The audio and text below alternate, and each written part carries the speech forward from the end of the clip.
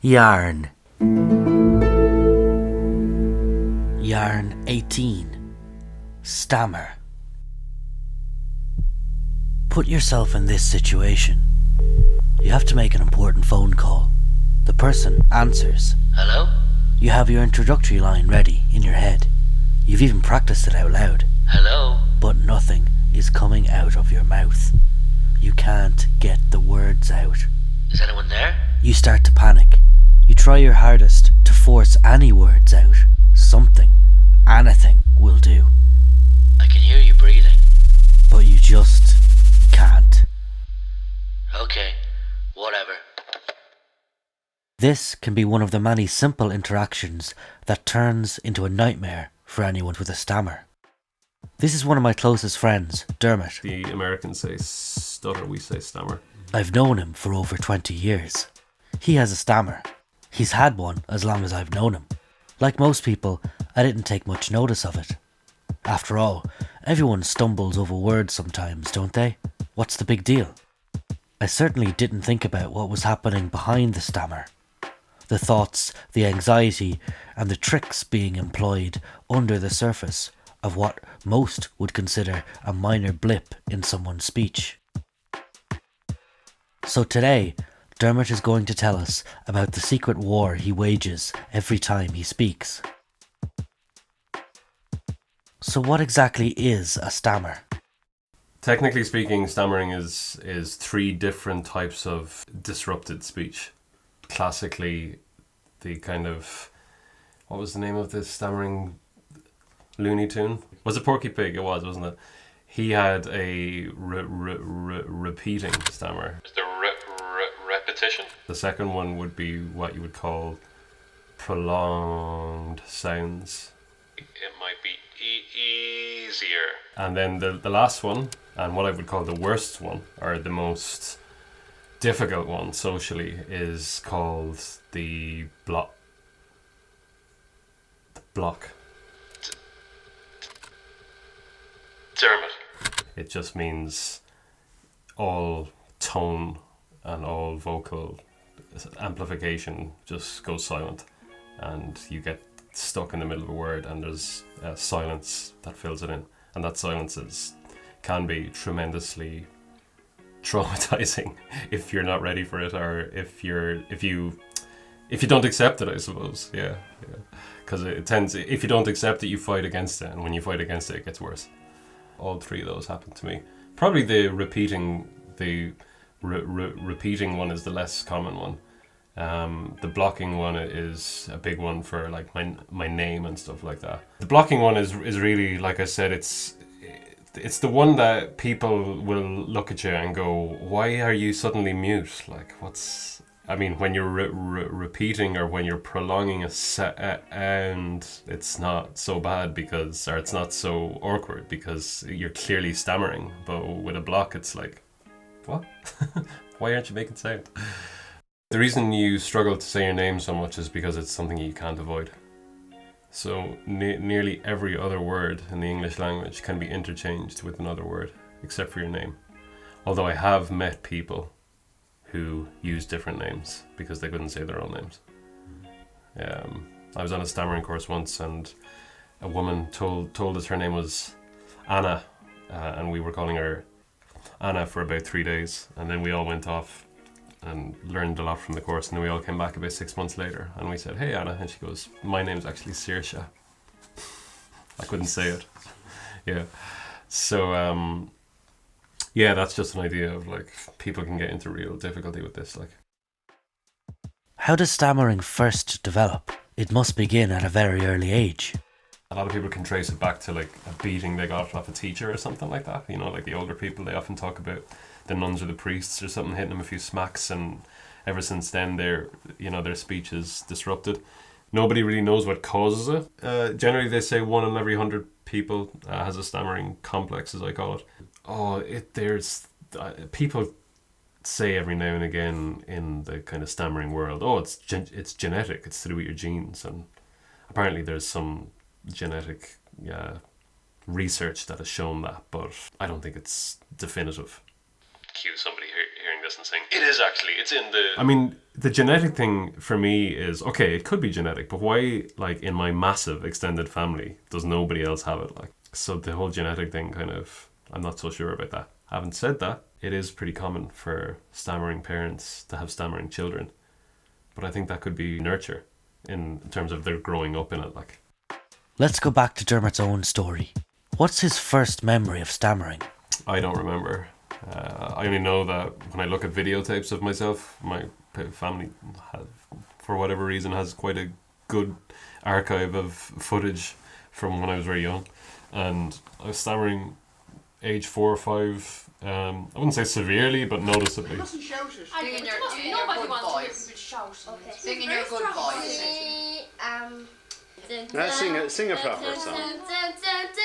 It's when you're learning to talk, like, that's when it happens. So who really remembers learning to talk? You don't really, so. When you're a kid growing up and you have 4 older siblings and 2 parents, you get talked over a lot. And I think that's probably, for me, I think that was like the genesis of what I would call my stammering complex. It was a feeling that I had to get something out quick before somebody else weighed in on top of it, Where have they gone? Quick! Where have they gone? They're gone. What? Are you all right? A Fish Called Wanda. I remember seeing that when I was really young, and like all my brothers and sisters watching it, and I remember looking at it going, oh, like that character is like me, like. What? Have you got a stutter? Yeah. Oh, okay. Don't worry. Do you know? I might remember feeling a bit worried when I saw that, going like, what's going on? Why, like, why me? But you know what? I didn't actually give a shit about my stammer until I went to university. That was the first time that I became self-conscious about it. A couple of things in university in my first year. I lived in a campus apartment with a group of lads who I actually got on alright with, but who I didn't like living with. I was way too dull. I wasn't into fucking staying out all night and partying and stuff like that. And they used to have people back every night, and it just drove me mental after a while, because I just felt like nobody was listening to me, and every time I tried to like complain about it or something, they were just like, oh yeah, don't worry about it, it's grand. And I just got myself quite flustered over that, and just a lot of new people around, whether as before I would have been introduced to new people in my life very incrementally. Like, even when I went from primary school to secondary school, most of the people that I started first year with, you being an exception, were people that I knew in primary school. I think just that the novelty of university, the environmental change, the problems with my living arrangement, all of that kind of started to affect my confidence in a serious way, and for some reason I just decided that my speech was a problem. I did a presentation in about May of my first year of college, which I remember was particularly horrific. Really, really difficult. I remember being worried about it before that presentation, but I remember after the presentation I was like, fuck me, like, This is serious now, like. and by the end of that summer, like my first year of college, I was like desperate, because I really felt like I wasn't able to talk at all anymore. It was like, I guess it was kind of like a breakdown or something. I don't know what it was, yeah. In terms of speaking confidence, that's what it was, yeah. I remember like going to buy credit for my phone back in the days when you would buy credit like over the counter. And the phone company was O2, and I just couldn't say O2. And I remember I started getting one of the lads to buy it for me. Yeah, you buy it from me, I can't fucking say it. I started to avoid heavily then. And avoiding is like the one thing you just can't fall too much into.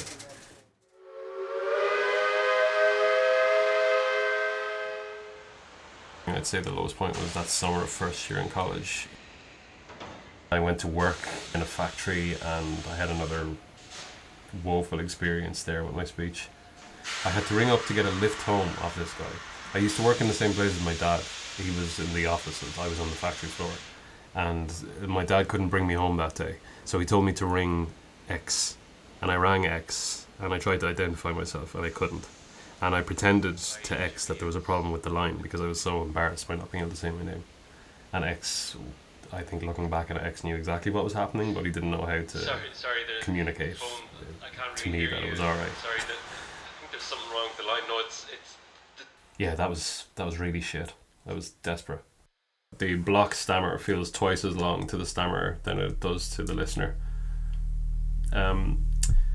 It's a complex, you know. So a complex is like a series of neurochemical, physical, cognitive things all happening at once that create this general feeling of like, oh fuck, you know, tension.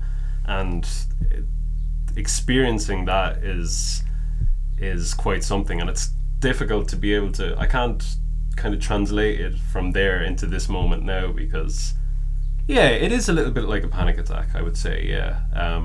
Specifically to do with your speech, it can be, you can get fucking, you can really feel like you're surrounded.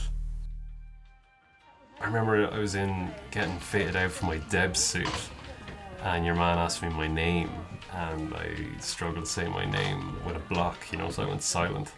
And of course, as I was telling him, or trying to tell him my name, he was looking at his piece of paper, he was just ready to write it down. And I remember it took me a few seconds to get it out, and he kind of turned around to me, not realising that I was a stammerer, and he said, Did you forget your own name there? and I said, and I just remember thinking, fuck this, like, you know what I mean? I hated that, I hated the struggle at things that people wouldn't even think about. That's the worst thing about it, you know what I mean? You really think, like, you start to convince yourself, and I think with the covert stammerer especially, and that's kind of how I would describe myself, I would have been very caught up in the mechanics of my speech, overly so. Do you know what I mean? Like, I would practice saying words, but you can't, the things that cause you to stammer can't be simulated when you're on your own. You know what I mean? They're environmental, and they're nearly always to do with other people. I can say anything. Now. I can say my name about 100 times. Dermot. God, I won't stammer once, because I've told you that, and you know my name is Dermot. Generally, most people are both overt and covert, but they're either more overt or more covert. I would say I'm more covert. Our overt is obviously clear and present stammering. Like, I try and be more overt, but I still fall into being more covert. So basically, if you're overt about your stammer, you'll have an easier time of it inside yourself. You might actually stammer more, but the important thing is that you will accept yourself stammering more. But when you're covert, you're hiding, you're avoiding, and that's desperately difficult to keep up and very bad for your self-esteem. Yeah, the covert stammerer is like extremely adept at being able to manipulate a conversation into like however they need it to be to be heard sometimes. Like so the basic example is like somebody might ask you, let's say I'm from Kilkenny, which I am, and if I had difficulty saying the word Kilkenny, I might start by saying I was from the southeast. And then somebody would say, Where in the southeast?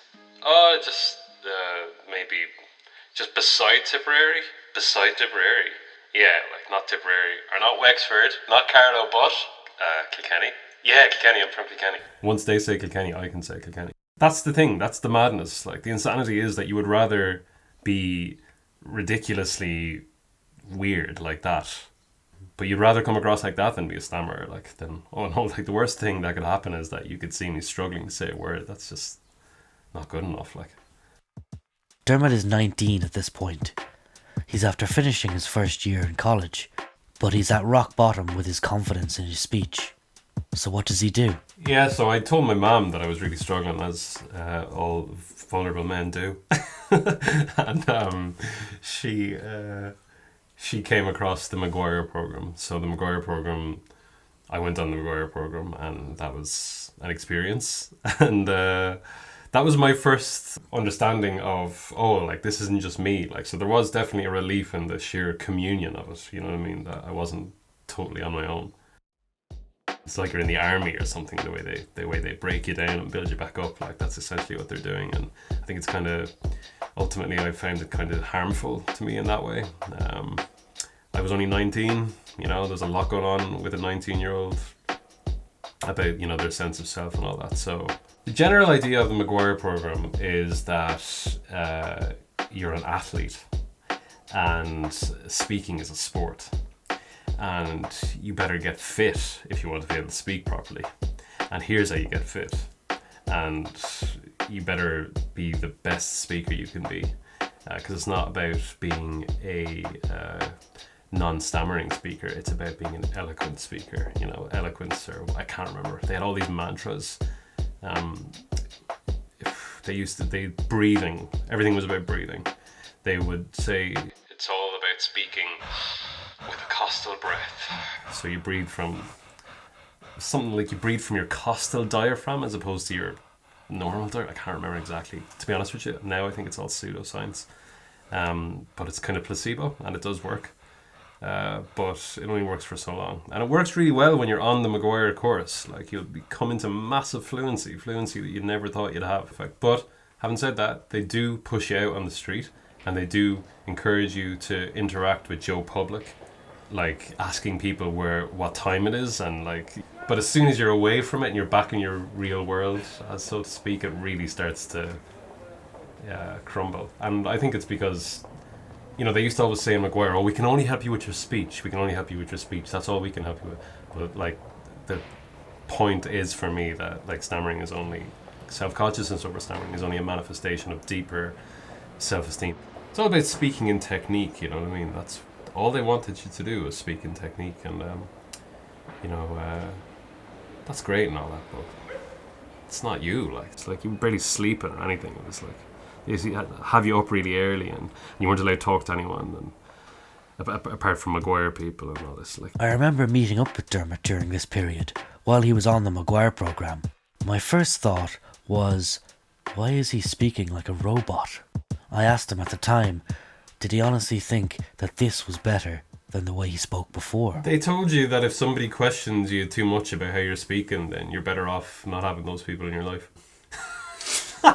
Fucking As far as I remember, because this is the only way. Like, either you do this or you're fucked. Like, that was the inference. Luckily, Dermot didn't tell me or any of his other friends to fuck off. It's like, I remember, like, I was went to the Church of Scientology once, and I watched a video, and at the end of the video, some famous person was talking about Scientology and how great it is, and they said that it's totally okay for you to walk out of the Church of Scientology now and never talk about it again and take no interest in it.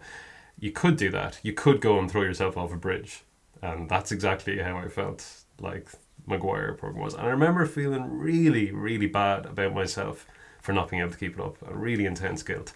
And that's where I would query their approach, because you don't want to make people feel bad about themselves ever. That's not good, like, you know what I mean? People already feel bad enough about themselves without other people piling in on them, you know what I mean? So yeah, so that's why I have a bit of reservation about it. Yeah. To me, that sounds very like a... No, I wouldn't use the word cult, no. Like, cult gets thrown around a lot. Like, I can't admit that I was in a cult, okay? No. I mean, cult, religion, whatever you want to call it. An organized system of thinking, kind of, you know what I mean? That's a little bit too intolerant of saying, oh, maybe we're not right about this, you know?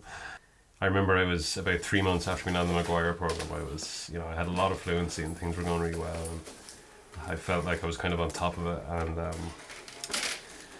remember one day I went in to order a sandwich or something in Spar, and I just wanted some lettuce on the sandwich, and I just I felt this massive pang of resistance around the word lettuce, and I was like, no, like, don't, like, I just had massive hesitancy about even trying to say it. The fear just got really intense, and I was like, anything else? I can't fucking say lettuce. And then from there, Maguire started to crumble away.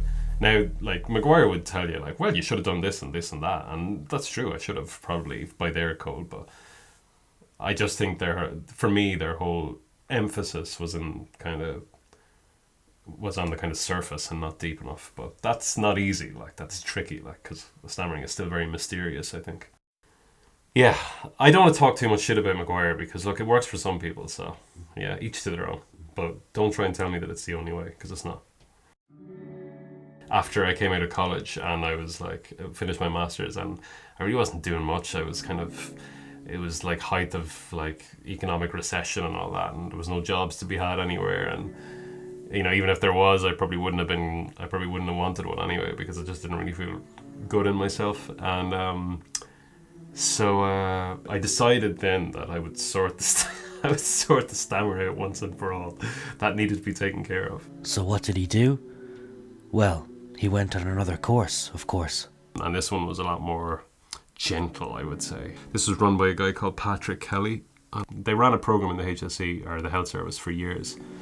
And it was called PATMAR. Pat and him and a speech therapist called Marie, I think. So they called it PATMAR.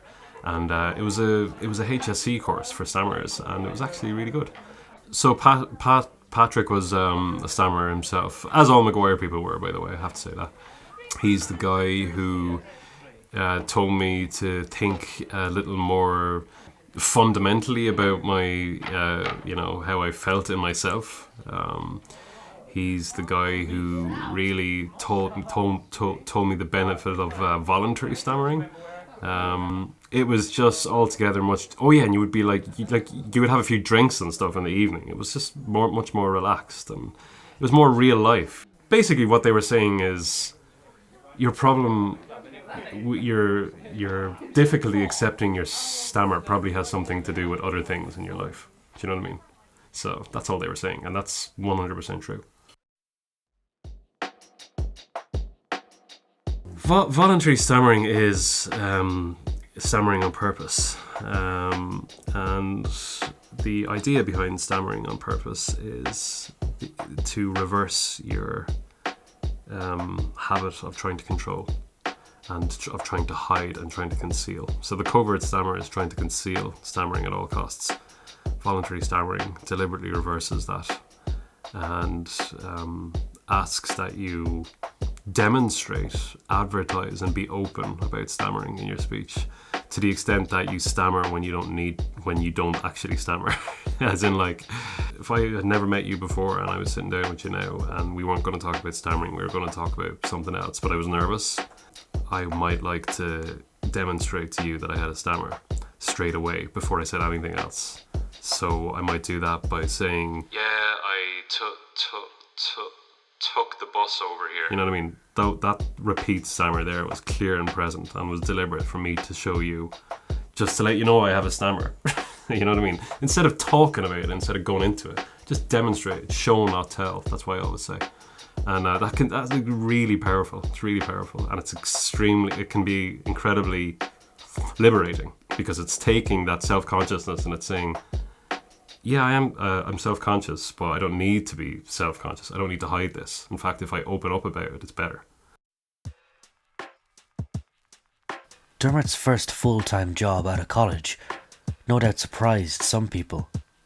He took a position as a tour guide at a historical building, a job that requires him to speak to crowds of people for most of the working day. It's ironic, sure, but it's also, maybe we seek out places where we know we'll be heard. A lot of actors have it, musicians. Eventually you reach a kind of comfortable place when you're working as a tour guide, whereby you really think you're able for anything. It comes from being exposed again and again to groups of people listening to you and clapping you and telling you that you're really good at your job. It just builds a lot of confidence. I'd like to thank you for coming out. I hope you've enjoyed it. I hope you've learned lots, and thanks very much. And I think with public speaking, the biggest thing that will make stammering less of an issue for me is that I feel like I have the space to speak. That is to say, I don't feel like someone's about to jump in on top of me. Yeah, if somebody's listening to you, if somebody can demonstrate consciously or unconsciously that they're listening to you, then I'll just feel a lot more relaxed. But it's not. The important thing is not to worry too much about, in the first place, not to worry too much about other people. If somebody interrupts you, then they interrupt you. You know what I mean? It's not a reflection upon you or anything like that. You know, people interrupt each other all of the time. I asked Dermot what a non-stammering person should or shouldn't do when interacting with someone with a stammer? Well, if you would like to help the person, it's just basic. It applies to talking to everybody. You know, in an ideal world, I suppose we'd all listen to each other. We'd all allow the other person to finish speaking. You know, but we don't sometimes. But that's the same. The same goes for stammer. I think it's always rude to try to finish anybody's words, sentences. But you know, it happens. But with a stammer, it can be a little condescending. If you know that person is somebody who stammers and you think that you need to help them by finishing their sentences, or you just can't be arsed to wait for them, then, you know, well, you're probably just a dickhead to start. But you really shouldn't try and finish someone else's sentences or say words for them. Also, unfortunately, that's especially common sometimes with parents and children. Yeah, and I guess in Ireland maybe we're not great at that sometimes. There is definitely something in the Irish character about the fast talker, the fast talking. You know, and you know, to be honest with you, I don't resent that. Like, I actually kind of enjoy it now. Like, but maybe before I would have been kind of, you bastard. Like, I can fast talk and I can interrupt people as well. So, you know, I'm talking to myself as much as anything. Like, I would be pissed off with people making fun of it for comic reasons, but I could live with it as well, you know what I mean? I remember Tommy Tiernan making jokes about stammering a few years ago when I was like in like height of my stammering war. I remember once playing a game of cards with a guy who had a stutter. And I was the dealer. I'd only just met him and I said to him, "How many do you want?" And he got flustered. I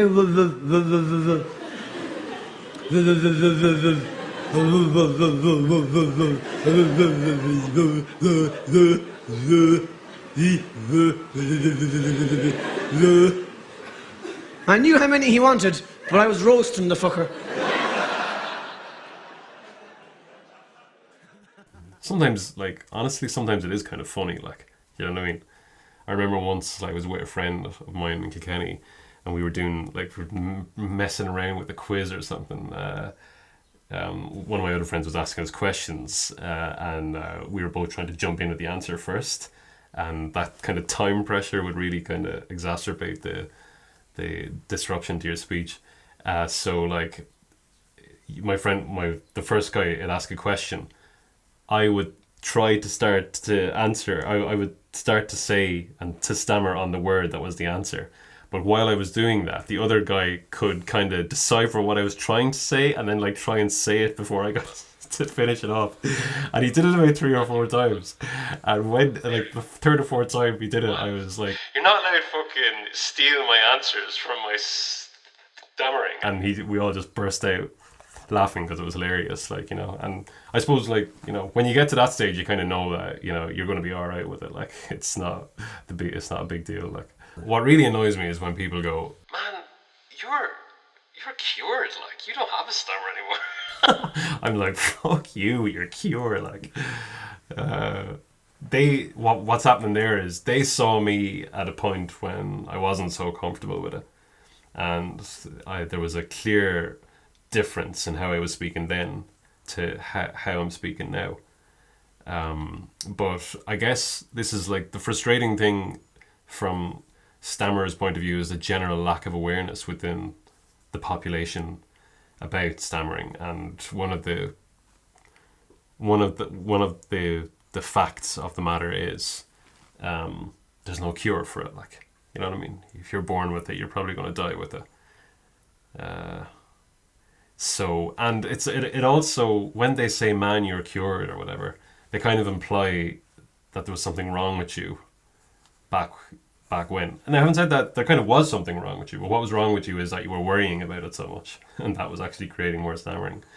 But yeah, look, it's I'm not going to judge people too much because it's difficult when there's not awareness around the subject. Or when people talk about bad stammerers or terrible stammerers, he has a terrible stammer, or, you know, she has a terrible stammer, you know, as if like it was so excruciating to have to listen to them, kind of.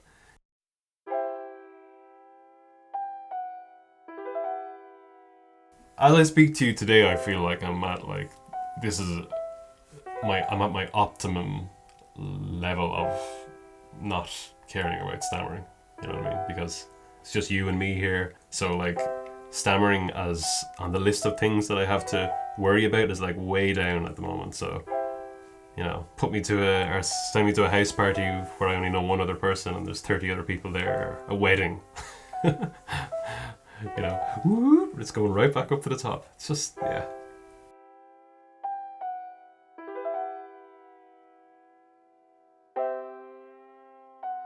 That's the end of Dermot's story for now. He's come a long way. But I couldn't help wondering, after all he's learned and experienced, if he could go back and talk to his 19-year-old self, what would he say to him? I'd say, fucking cop on to yourself, you gobshite. Stop fucking worrying about stupid shite. I don't know, like, I'd just say, like, you just need to accept it, you know. I know it's really cliche, but it's as simple as that, you know, self-acceptance. It's really difficult to stay on top of, and like you just have to accept that there's a certain amount of it that you won't be able to control. Yeah, and I remember as well that it's fucking Jesus. At the end of the day, like it's not the worst thing in the world, like to stammer, like is it? You know, and there's plenty of other things that can go wrong as well. So, so as long as you remember those kind of things, you'll be alright. I don't know what I'd say to him. Yeah, something like that.